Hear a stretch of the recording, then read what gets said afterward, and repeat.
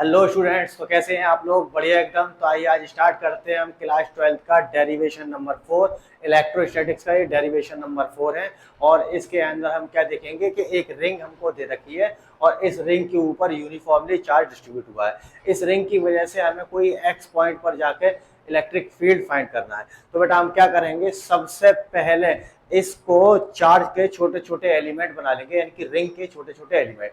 उस एक रिंग के एलिमेंट की वजह से हम इलेक्ट्रिक फील्ड देखेंगे कि वो किस डायरेक्शन में जा रहा है। तो हम एक्स डिस्टेंस पर जाकर एक पॉइंट पी कंसीडर कर लेंगे, वहां पर हमको इलेक्ट्रिक फील्ड निकालना है। ठीक, ये इसको हम करने के लिए बेटा दो तरीके होते हैं, या तो हम इसका लीनियर चार्ज डिस्ट्रीब्यूशन वाला फॉर्मूला लगा के कर दें, या फिर हम इसको डायरेक्ट करेंगे। ठीक है, तो आइए देखते हैं फिर क्या होता है।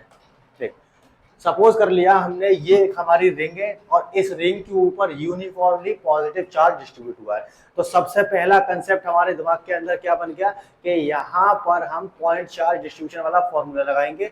और दूसरी चीज, हमें पॉजिटिव चार्ज की वजह से इलेक्ट्रिक फील्ड कहाँ होती है? पॉजिटिव चार्ज की वजह से इलेक्ट्रिक फील्ड हमेशा आउटवर्ड काउंट करी जाती है। तो हमने सपोज किया ये जो हमारी रिंग दे रखी है, इस पर हमने एक छोटा सा एलिमेंट ले लिया DL। ठीक, अब हम देखेंगे इस DL से यहाँ पर एक पॉइंट P आ रहा है, इस पॉइंट P पर इलेक्ट्रिक फील्ड कितना है। तो सबसे पहले हम इसकी रेडियस बनाते हैं बेटा। हमने सपोज कर लिया इसकी रेडियस है स्मॉल a और इसका ये सेंटर है O। इस सेंटर O से जो P तक का डिस्टेंस है वो हमने कर लिया कंसीडर x। ठीक, अब हम जानते हैं यहाँ पर कूलम्ब्स लॉ लगेगा। कूलम्ब्स लॉ कहाँ पर लगेगा? ये जो आर्बिट्ररी एलिमेंट हमने DL लिया है इसकी वजह से। तो हम जानते हैं बेटा इसकी वजह से जो इलेक्ट्रिक फील्ड होगा वो इस डायरेक्शन में ऐसा करके जाएगा। अब हमने यहाँ पर एक चीज नोटिस की कि पॉइंट P पर जो है ये एक्स वाई प्लेन के अंदर आया। तो हम जानते हैं ये तो इसका रिजल्टेंट इलेक्ट्रिक फील्ड हो जाएगा DE। कितना हो गया बेटा? ये हो गया आपका इलेक्ट्रिक फील्ड DE। ठीक, और ये DG जो है हमारा वो एक्स वाई प्लेन के अंदर है। तो हम यहाँ से नोटिस करते हैं ये एंगल इसने बना लिया थीटा। अब जब एंगल बना लिया है थीटा तो हम जानते हैं अपोजिट एंगल बराबर होते हैं। तो यहाँ से ये इसका बेस बनेगा, ये हो जाएगा हमारा DE cos थीटा और ये हो जाएगा हमारा DE sin theta. DE sin theta और ये हो गया हमारा DE cos थीटा। ठीक, क्यों? क्योंकि हमने यहाँ से एंगल इसको थीटा कंसीडर किया है। अब हम सेम इसी तरीके से यहाँ पर एक आर्बिट्ररी एलिमेंट बनाते हैं और ये ले लिया हमने DL।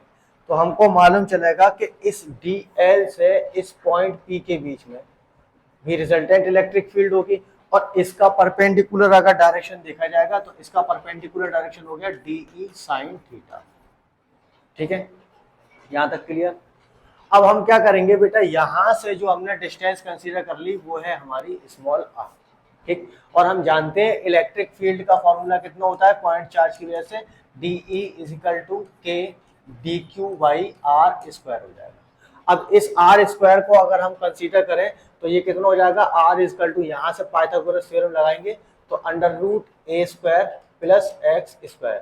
और जो हमारा इलेक्ट्रिक फील्ड का फॉर्मूला है वो इस तरह से आएगा 1/4 pi epsilon nought q × x upon, ठीक, x² + a² की पावर 3/2।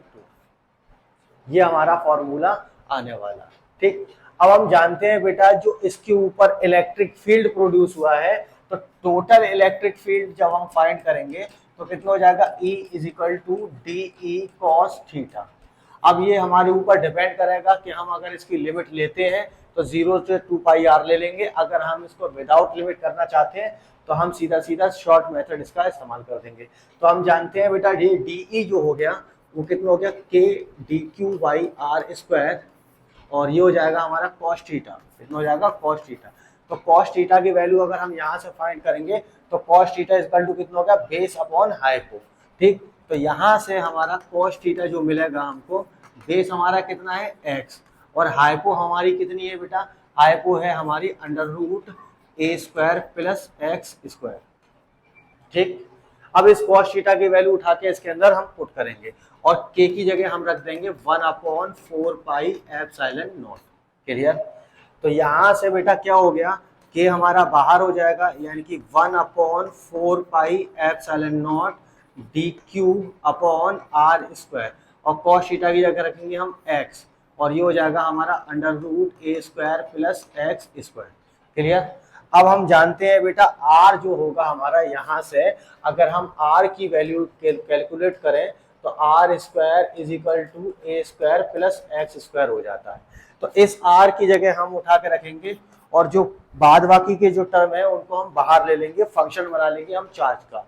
अगर हम फंक्शन लेंथ का बनाते हैं तब हम लिमिट लगाएंगे, और अगर हमने फंक्शन चार्ज का बना लिया तो हमें कोई लिमिट लगाने की जरूरत नहीं है। ठीक, तो यहाँ से बेटा ये हमें मिल जाएगा कॉमन 1/4 पाई एप्सिलॉन नॉट, और आर स्क्वायर की जगह रख देंगे हम एक्स स्क्वायर प्लस ए स्क्वायर, और अंडर रूट से ये भी बाहर मिलेगा तो ए स्क्वायर प्लस एक्स स्क्वायर हो जाएगा। ठीक, अब आपका क्या हो गया, यहाँ से बेटा x भी कॉमन आ जाएगा और हम चार्ज कंसीडर कर लेंगे dq। ठीक, और इस dq का जब इंटीग्रेशन करा जाएगा, यहाँ पर छोटा सा चार्ज है, इस तरह से n नंबर ऑफ एलिमेंट होंगे, तो सबका जब हम टोटल चार्ज कैलकुलेट करेंगे तो यहाँ dq को हम कैलकुलेट कर देंगे इंटीग्रेशन से। तो यहाँ पर हमको क्या मिल गया बेटा 1/4 पाई एप्सिलॉन नॉट, और ये हमारा रह गया x, और ये बेस सेम पावर ऐड हो जाएंगी तो एक्स स्क्वायर प्लस ए स्क्वायर, और ये हो जाएगा 3/2, क्योंकि ये हाफ होता है और ये 1 होता है। जब हाफ में 1 जोड़ देंगे तो हमें 1.5 मिल जाएगा, और 1.5 को हम 3/2 लिख सकते हैं। क्लियर। और इसका इंटीग्रेशन अब हम करेंगे तो ये कितना हो जाएगा, हमने क्यू। ठीक, तो हमारा इलेक्ट्रिक फील्ड का फॉर्मूला कितना आ गया 1/4 pi epsilon nought Q into x upon x square plus ए स्क्वायर की पावर 3/2, ये आ गया। ठीक, ये हमारा फॉर्मूला कब होगा, जब रिंग के नियर बाई कहीं पर पॉइंट हम लेते हैं। अब हम देखेंगे कि सेंटर पर इलेक्ट्रिक फील्ड, और उसके बाद में देखेंगे हम पॉइंट पी पर, कुछ डिस्टेंस पर आ जाएंगे तो सरफेस पर देख लेंगे। तो बेटा सबसे पहले हम स्टार्ट करते हैं केस वन। तो केस 1 के अंदर हम क्या पढ़ेंगे, when point P is very far का मतलब क्या है कि हमने ये एक रिंग ली, अभी हमने देखा ये पॉइंट कुछ r मीटर या x मीटर डिस्टेंस पर आया था। अब इस सेंटर से यहाँ पर इस पॉइंट की जो डिस्टेंस है बहुत वेरी लार्ज कर दें इन कंपैरिजन टू रेडियस। ठीक, इन कंपैरिजन टू रेडियस, तो हम जानते हैं r is very very greater than to a। ठीक, तो हम इसके अंदर एक कंसेप्ट अप्लाई कर सकते हैं, जब ये पॉइंट P जो है बहुत दूर लाई करता है, जब बहुत दूर हो जाता है तो ये रिंग जो है एज अ बिहेव करेगी किसकी तरह, बताइए, एज अ बिहेव करेगी पॉइंट चार्ज की तरह। ठीक, तो ये वाला जो कंडीशन है यहाँ पर हमको मिल जाता है बिहेव लाइक पॉइंट चार्ज, यानी कि रिंग के ऊपर जो चार्ज है वो एक पॉइंट चार्ज की तरह बिहेव करेगा। कब, जब हम उसका डिस्टेंस एक्स एक्सिस के अलोंग बहुत दूर कर देते हैं इन कंपैरिजन टू रेडियस। ठीक, तब हम क्या करते हैं बेटा, जो हमारा फॉर्मूला आया है E is equal to 1/4 pi epsilon nought Q upon x square plus r square की पावर 3/2। ठीक, जब ये 3/2 हो जाता है तो इसको नेगलेक्ट कर दिया जाता है x डिस्टेंस को, यानी कि जो रेडियस हमने इसकी ली है, कौन सी बेटा, a, सॉरी यहाँ पर a है। ठीक है, ये a स्क्वायर और x स्क्वायर। ठीक है, अब हम क्या करेंगे, एक बार फॉर्मूला और देख लें, qx is equal to x square plus a square की पावर 3/2। ठीक, यानी कि हमको मालूम चला ये रेडियस है, और ये रेडियस जो है इन कंपैरिजन टू क्या हुआ है बेटा, बहुत छोटी हो चुकी है, तो हम a को 0 पुट कर देते हैं। जब हम a को 0 पुट करेंगे तो हमें क्या मिल जाएगा 1/4 पाई एप्सिलॉन नॉट qx, और यहाँ पर हमारा बच जाएगा एक्स स्क्वायर की पावर 3/2, 2 से 2 कैंसिल कर दिया जाएगा, तो यहाँ पर बनेगा हमारा E is equal to 1/4 pi epsilon nought q into x की पावर 3। तो ये हो जाएगा हमारा कितना, electric field is equal to 1/4 pi epsilon nought Q upon x square. और ये वाला जो फॉर्मूला होता है वो किसका होता है, पॉइंट चार्ज का, यानी कि किसका फॉर्मूला आ गया हमारा, पॉइंट चार्ज। क्लियर, एक तो हमारा ये वाला केस हो गया। अब दूसरा हम क्या करते हैं कि इस x डिस्टेंस को इसके सरफेस पे लिए जाते हैं। कहाँ पर लेके आते हैं बेटा?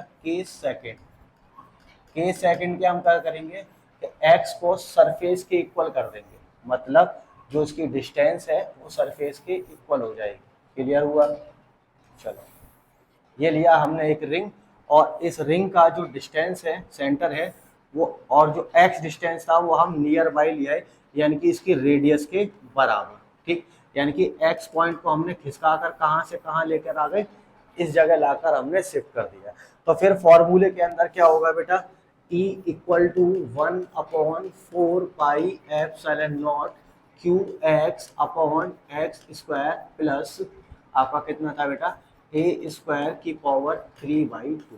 और जब हम इसको इसके ऊपर ले आएंगे, सरफेस पर ला के रख देते हैं, तो क्या होता है हमारा एक्स डिस्टेंस जो है वो आर के बराबर, ए के बराबर हो जाती है।